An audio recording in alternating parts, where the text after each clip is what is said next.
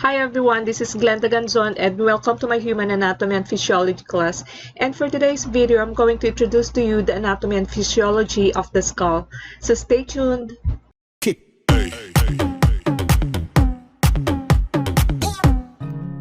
The cranium or skull is the skeletal structure of the head that supports the face and protects the brain. It is subdivided into the facial bones and the brain case, or the cranial vault. The facial bones underlie the facial structures and form the nasal cavity, and also enclose the eyeballs and support the teeth and the upper and lower jaws.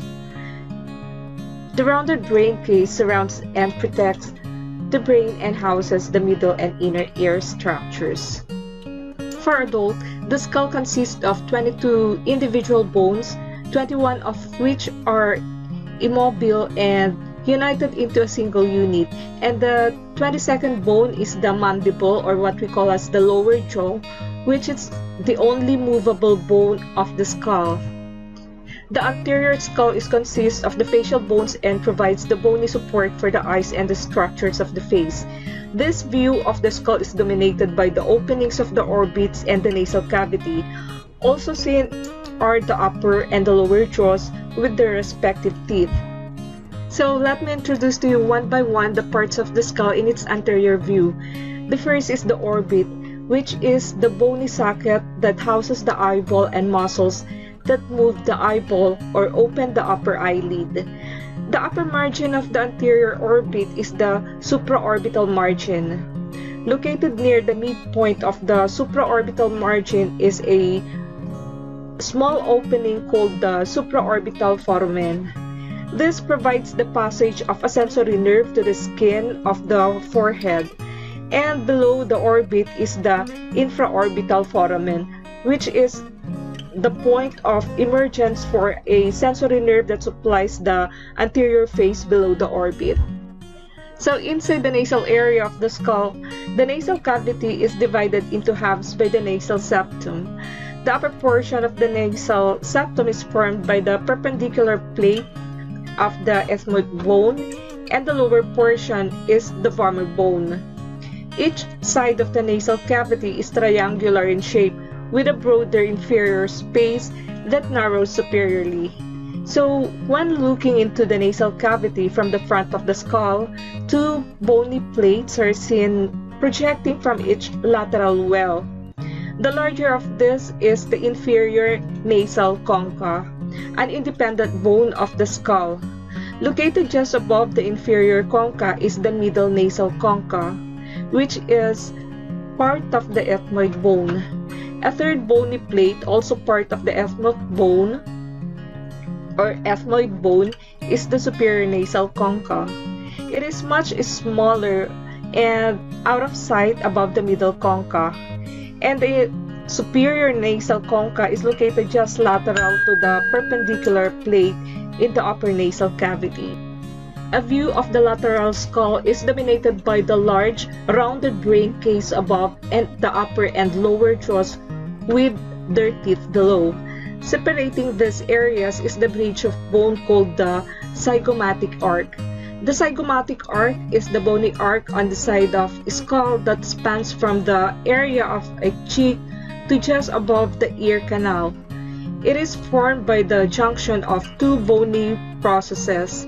First is a short anterior component, the temporal process of the zygomatic bone, which is the cheekbone, and a longer posterior portion, the zygomatic process of the temporal bone, extending forward from the temporal bone. Thus, the temporal process anteriorly and the zygomatic process posteriorly join together like the two ends of a drawbridge to form a zygomatic arc. One of the major muscles that pulls the mandible upward during biting and chewing arises from the zygomatic arc. On the lateral side of the brain case, above the level of the zygomatic arc, is a shallow space called the temporal fossa. Below the level of the zygomatic arc and deep to the vertical portion of the mandible is another space called the infratemporal fossa. Both of the temporal fossa and infratemporal fossa contain muscles that act on the mandible during chewing. The brain case contains and protects the brain. The interior space that is almost completely occupied by the brain is called the cranial cavity. This cavity is bounded superiorly by the rounded top of the skull, which is called the calvaria or the skull cap, and the lateral and posterior side of the skull. The bones that form the top and sides of the brain case are usually referred to as the flat bones of the skull. The floor of the brain is referred to as the base of the skull, and this is a complex area that varies in depth and has numerous openings for the passage of cranial nerves, blood vessels, and the spinal cord. Inside the skull, the base is subdivided into three large spaces called the anterior cranial fossa, middle cranial fossa, and posterior cranial fossa. From the anterior to posterior, the fossae increase in depth. The shape and depth of each fossa corresponds to the shape and size of the brain region that each houses. The brain case consists of 8 bones. These include the paired parietal and temporal bones, plus the unpaired frontal, occipital, sphenoid, and ethmoid bones. The parietal bone forms most of the upper lateral side of the skull. These are paired bones with the right and left parietal bones joining together at the top of the skull, and each parietal bone is also bounded anteriorly by the frontal bone, inferiorly by the temporal bone, and posteriorly by the occipital bone. The temporal bone forms the lower lateral side of the skull. Common wisdom has it that the temporal bone is so named because this area of the head, which is the temple, is where hair typically first turns gray, indicating the passage of time. The temporal bone is subdivided in several regions. The flattened upper portion of the squamous portion of the temporal bone. Below this area and projecting anteriorly is the zygomatic process of the temporal bone, which forms the posterior portion of the zygomatic arc. Posteriorly is the mastoid portion of the temporal bone. Projecting inferiorly from the region is a large prominence, the mastoid process, which serves as a muscle attachment site.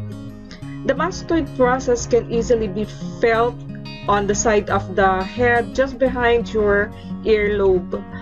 On the interior of the skull, the petrous portion of each temporal bone forms the prominent, diagonally oriented petrous ridge in the floor of the cranial cavity. Located inside each petrous ridge are small cavities that house the structures of the middle and inner ears. So here are the important landmarks of the temporal bone. So first is the external acoustic meatus, or what we call as the ear canal. This is a large opening on the lateral side of the skull, and it is associated with the ear.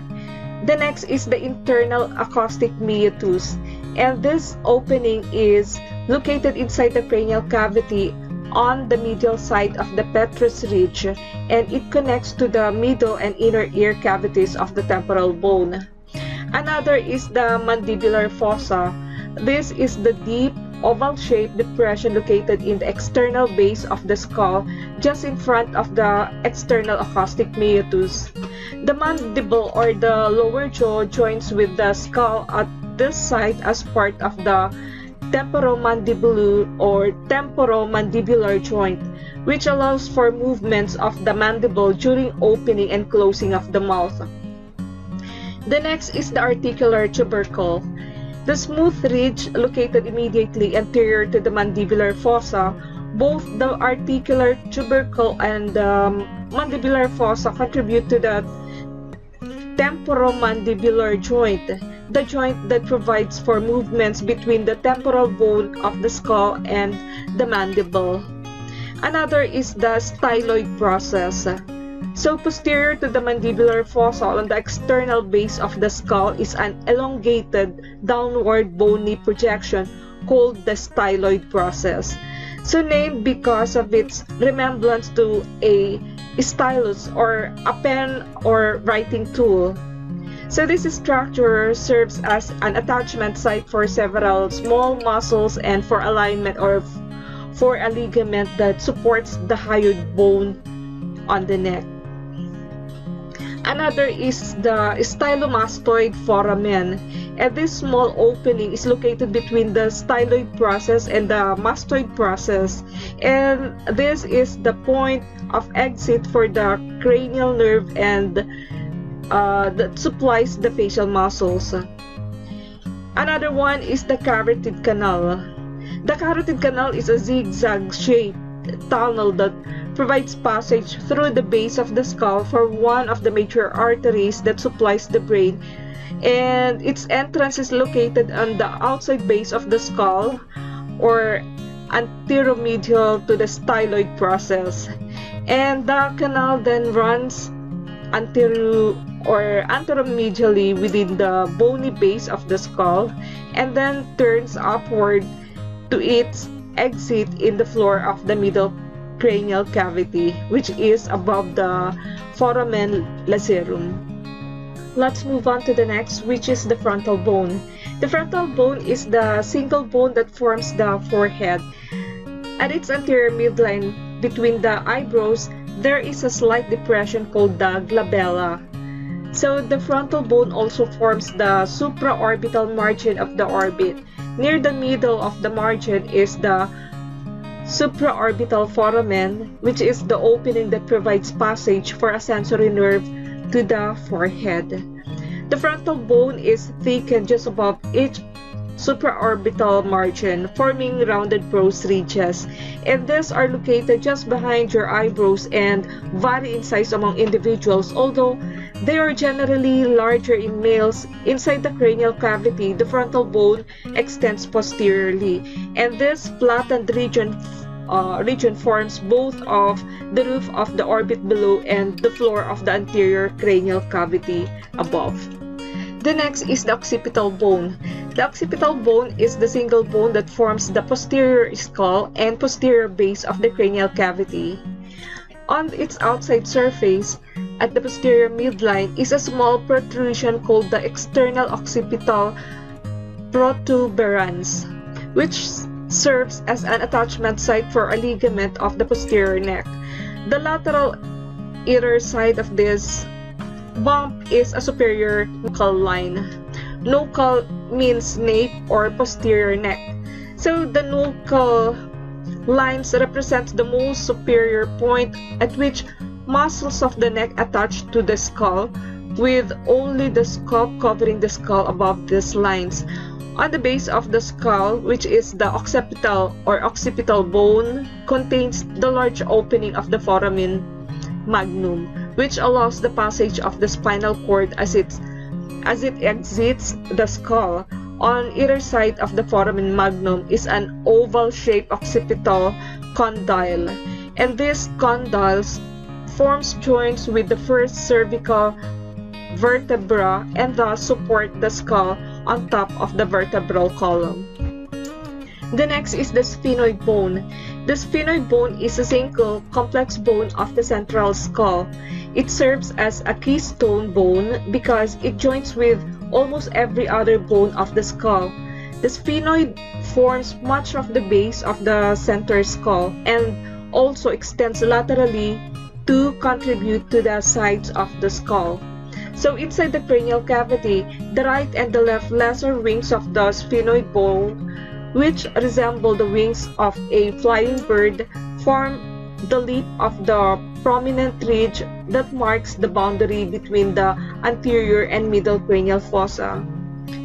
The sella turcica, or what we call as the Turkish saddle, is located at the midline of the middle cranial fossa, and this bony region of the sphenoid bone is named for its resemblance to the horse saddles used by the Ottoman Turks, with a high back and a tall front. The rounded depression in the floor of the sella turcica is the hypophyseal or pituitary fossa, which houses the pea-sized pituitary or hypophyseal gland.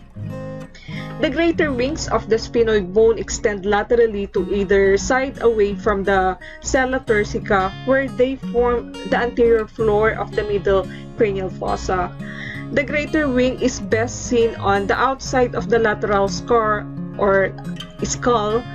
where it forms the rectangular area immediately anterior to the squamous portion of the temporal bone.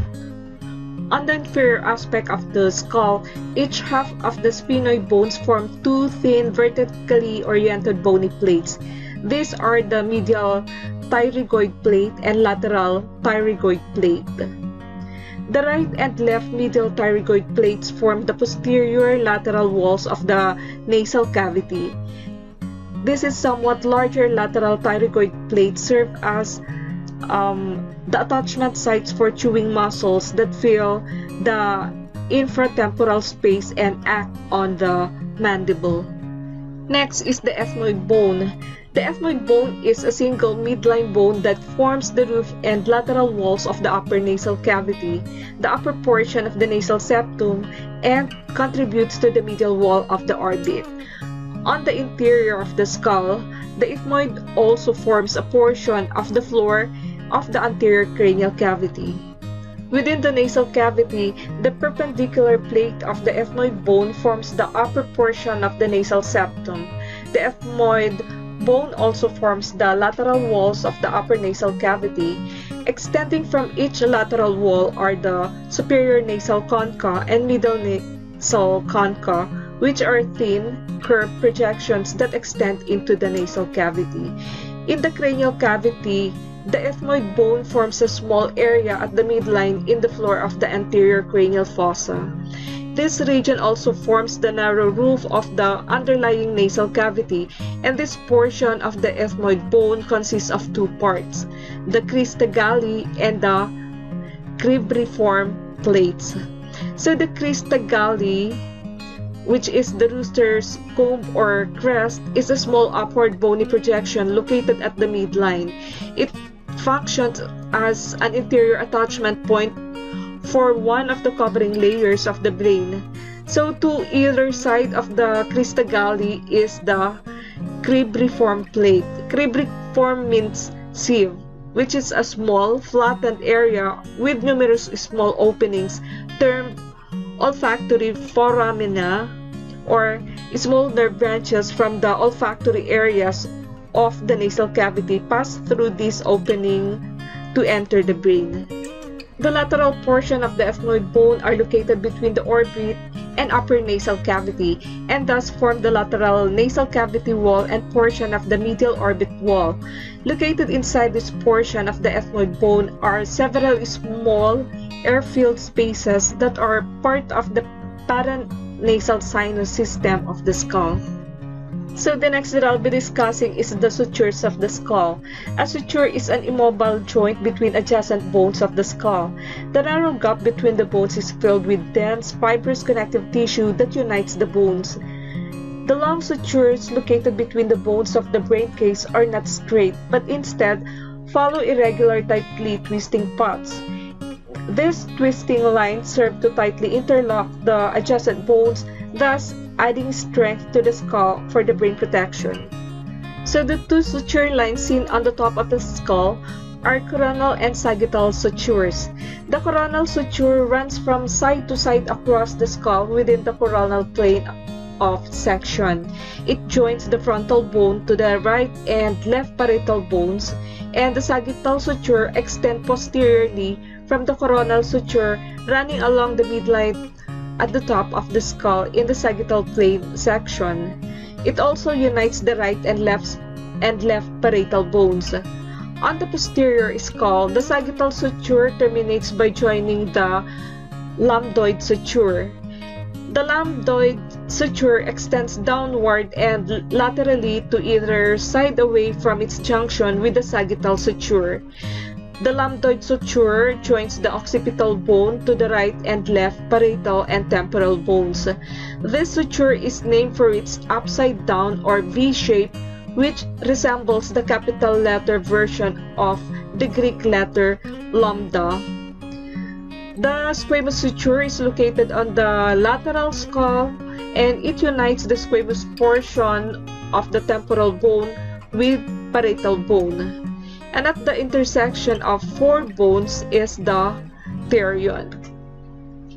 Pterion is a small capital H-shaped suture-lined region that unites the frontal bone, parietal bone, squamous portion of the temporal bones, and greater wing of the sphenoid bone. It is the weakest part of the skull, and the pterion is located approximately 2 finger widths above the zygomatic arc and the thumbs width posterior to the upward portion of the zygomatic bone. Now let's move on to the facial bones of the skull. The facial bones of the skull form the upper and lower jaws, the nose, nasal cavity, and nasal septum, and the orbit. The facial bones include 14 bones with 6 paired bones and 2 unpaired bones. The paired bones are the maxilla, palatine, zygomatic, nasal, lacrimal, and inferior nasal or inferior nasal concave bones. The unpaired bones are the vomer and mandible bones. Although classified with the brain case bones, the ethmoid bone also contributes to the nasal septum and the walls of the nasal cavity and orbit. The next is the maxillary bone. The maxillary bone, often referred to as simply the maxilla, and is one of a pair that together form the upper jaw, much of the hard palate, the medial floor of the orbit, and the lateral base of the nose. The curved inferior margin of the maxillary bone that forms the upper jaw and contains the upper teeth is the alveolar process of the maxilla. Each tooth is anchored into a deep socket called an alveolus. On the anterior maxilla, just below the orbit, is the infraorbital foramen, and this is the point of exit for sensory nerve that supplies the nose, upper lip, and anterior cheek. On the inferior skull, the palatine process from each maxillary bone can be seen joining together at the midline to form the anterior 3/4 of the hard palate. The hard palate is the bony plate that forms the roof of the mouth and floor of the nasal cavity, separating the oral and nasal cavities. Next is the palatine bone. The palatine bone is one of the pair of irregularly shaped bones that contribute small areas to the lateral walls of the nasal cavity and the medial wall of each orbit.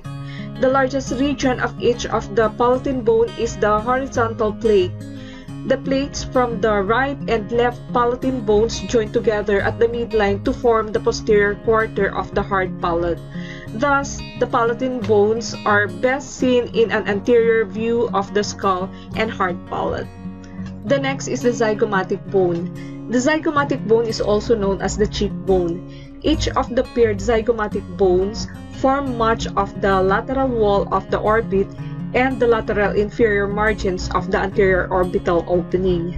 The short temporal process of the zygomatic bone projects posteriorly, where it forms the anterior portion of the zygomatic arc. Next is the nasal bone. The nasal bone is one of 2 small bones that articulate with each other to form the bony base or bridge of the nose. They also support the cartilages that form lateral walls of the nose, and these are the bones that are damaged when the nose is broken. For lacrimal bone, each lacrimal bone is a small rectangular bone that forms the anterior medial wall of the orbit. The anterior portion of the lacrimal bone forms a shallow depression called the lacrimal fossa, and extending inferiorly from this is the nasolacrimal canal. The lacrimal fluid, or what we call as tears of the eye, which serves to maintain the moist surface of the eye, drains at the lacrimal corner of the eye into the nasolacrimal canal, and this duct then extends downward to open into the nasal cavity behind the inferior nasal concha. In the nasal cavity, the lacrimal fluid normally drains posteriorly, but with an increased flow of tears due to crying or eye irritation, and some fluid will also drain anteriorly, thus causing a runny nose. The right and left inferior nasal concha form a curved bony plate that projects into the nasal cavity space from the lower lateral wall.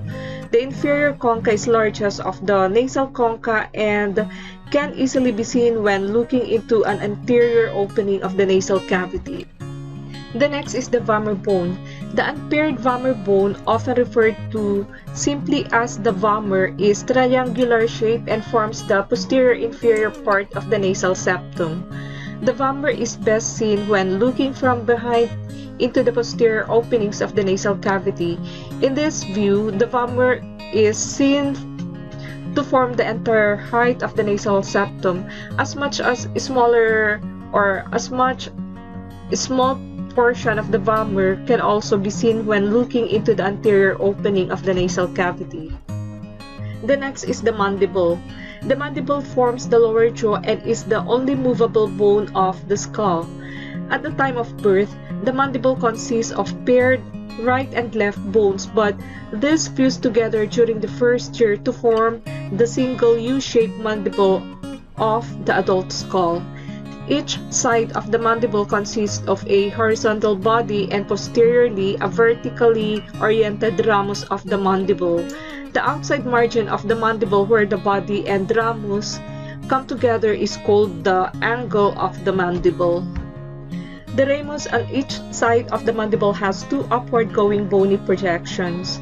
The more anterior projection is the flattened coronoid process of the mandible, which provides attachments for one of the biting muscles. The posterior projection is the condylar process of the mandible, which is topped by the oval-shaped condyle, and the condyle of the mandible articulates or joined with the mandibular fossa and articular tubercle of the temporal bone. Together, these articulations form the temporomandibular joint, which allows for opening and closing of the mouth. And the broad U-shaped curve located between the coronoid and the condylar processes is the mandibular notch. There are important landmarks for the mandible, and they include the following. First is the alveolar process of the mandible, and this is the upper border of the mandibular body and serves to anchor the lower teeth. The next one is the mental protuberance, and it is the forward projection from the inferior margin of the anterior mandible that forms the chin or mental. Another is mental foramen, the opening located on each side of the anterior lateral mandible, which is the exit site for a sensory nerve that supplies the chin. Another is the mylohyoid line, and this bony ridge extends along the inner aspect of the mandibular body. The muscle that forms the floor of the oral cavity attaches to the mylohyoid lines on both sides of the mandible. The next is the mandibular foramen. This opening is located on the medial side of the ramus of the mandible. The opening leads into a tunnel that runs down the length of the mandibular body. The sensory nerve and blood vessels that supply the lower teeth enter the mandibular foramen and then follow this tunnel. Thus, to numb the lower teeth prior to dental work, the dentist must inject anesthesia into the lateral wall of the oral cavity at a point prior to where this sensory nerve enters the mandibular foramen. And the last one is the lingula.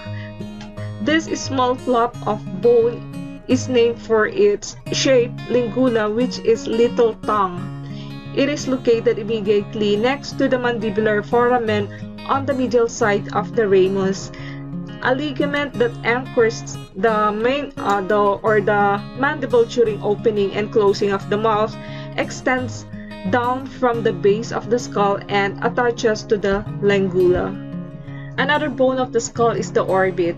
The orbit is the bony socket that houses the eyeball and contains the muscle that move the eyeball or open the upper eyelid. So each orbit is cone-shaped with narrow posterior region that widens toward the large anterior opening. To help protect the eye, the bony margins of the anterior opening are thickened and somewhat constricted.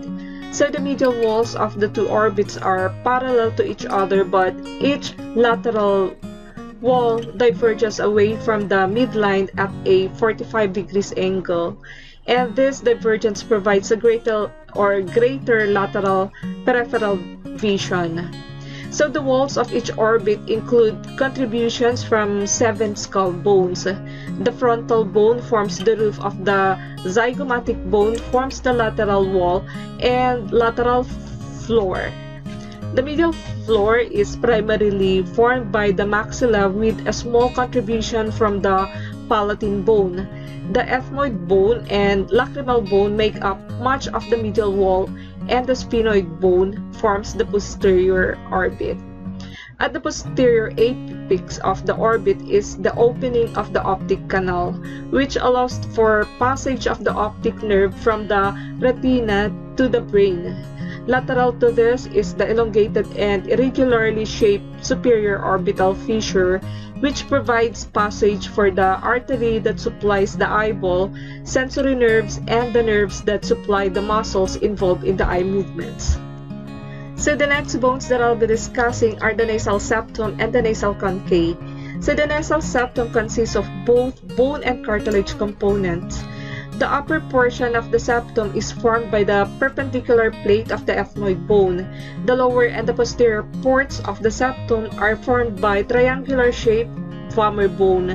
In an anterior view of the skull, the perpendicular plate of the ethmoid bone is easily seen inside the nasal opening as the upper nasal septum, but only a small portion of the vomer is seen as the inferior septum. A better view of the vomer bone is seen when looking into the posterior nasal cavity with an inferior view of the skull, where the vomer forms the full height of the nasal septum. The anterior nasal septum is formed by the septal cartilage, a flexible plate that fills in the gap between the perpendicular plate of the ethmoid bone and the vomer bones. This cartilage also extends outward into the nose, where it separates the right and left nostrils. So the septal cartilage is not found in the dry skull. Attached to the lateral wall on each side of the nasal cavity are the superior middle and inferior nasal concave, which are named for their positions. These are bony plates that curve downwards as they project into the space of the nasal cavity.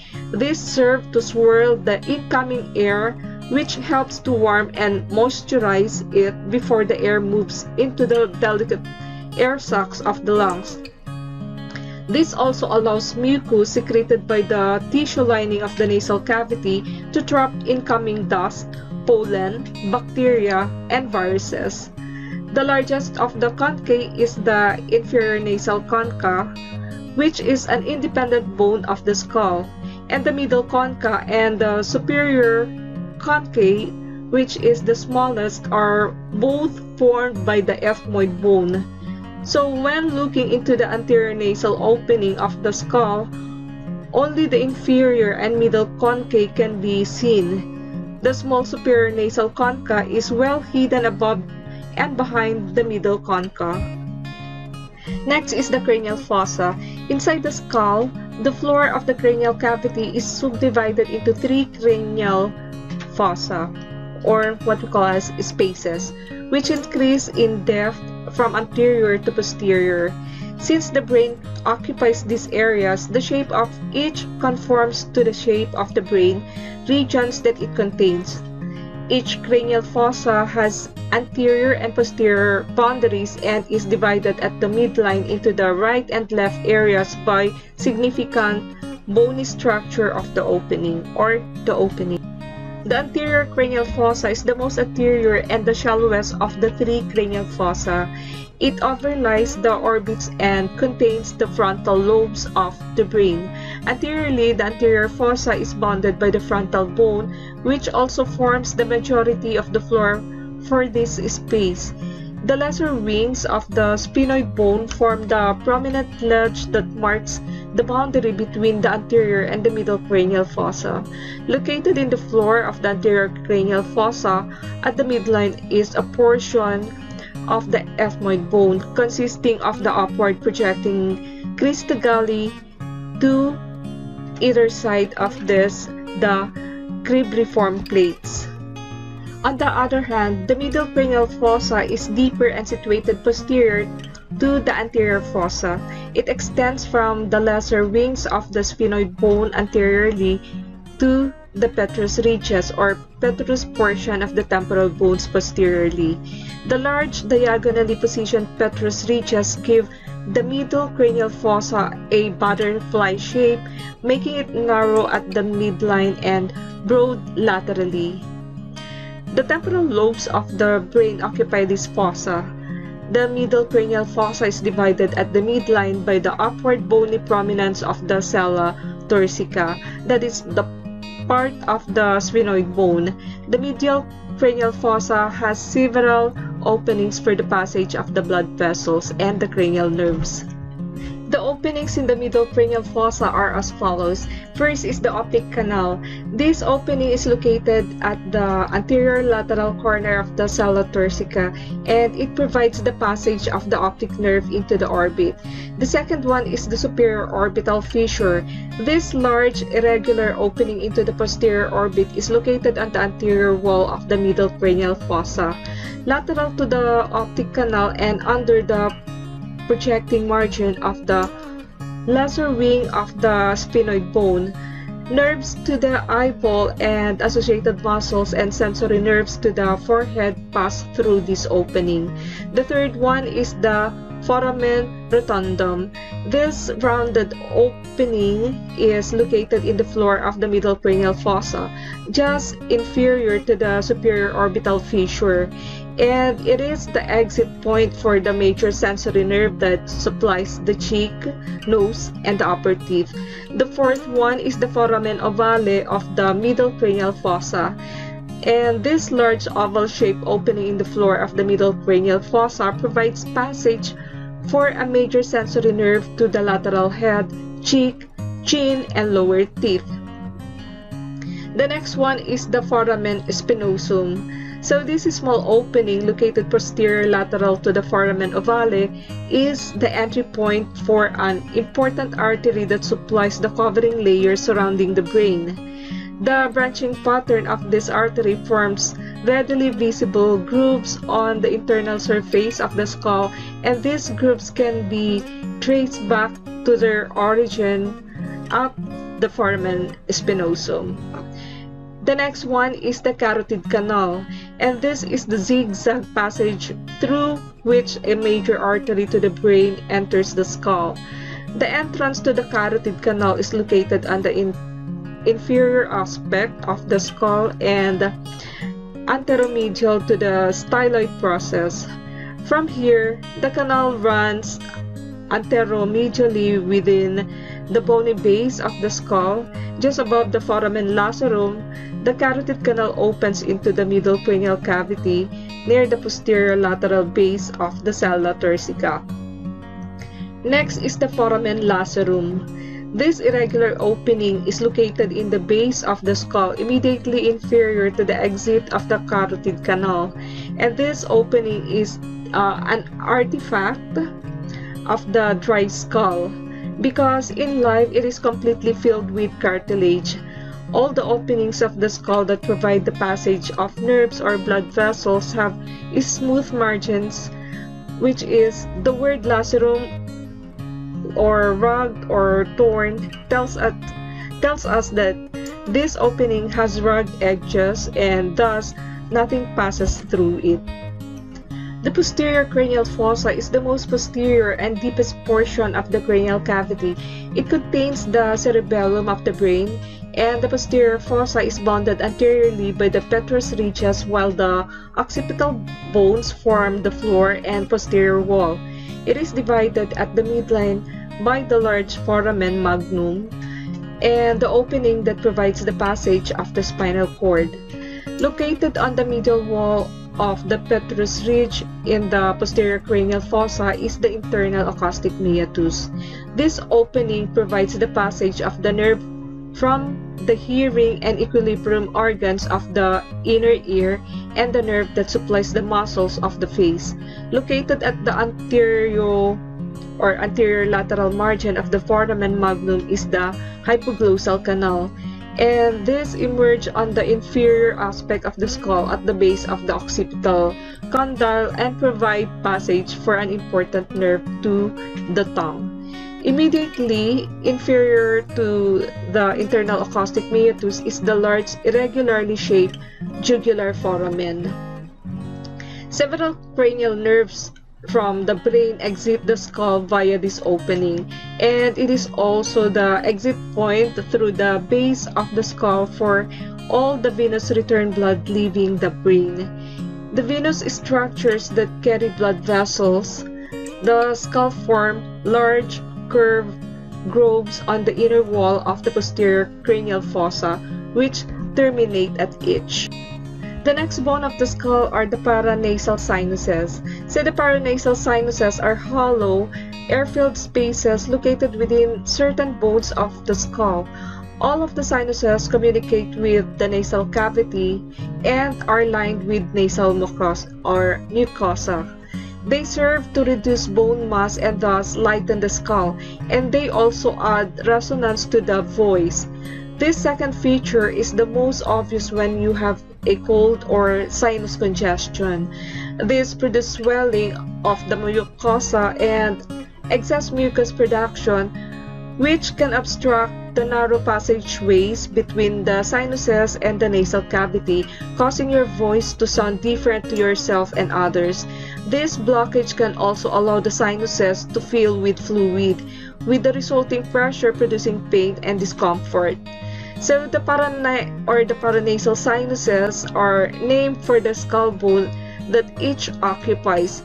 The frontal sinus is located just above the eyebrows within the frontal bone.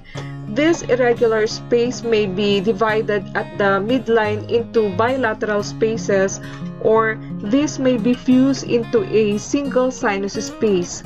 The frontal sinus is the most anterior of the paranasal sinuses. The largest sinus is the maxillary sinus, and these are paired and located within the right and left maxillary bones, where they occupy the area just below the orbits.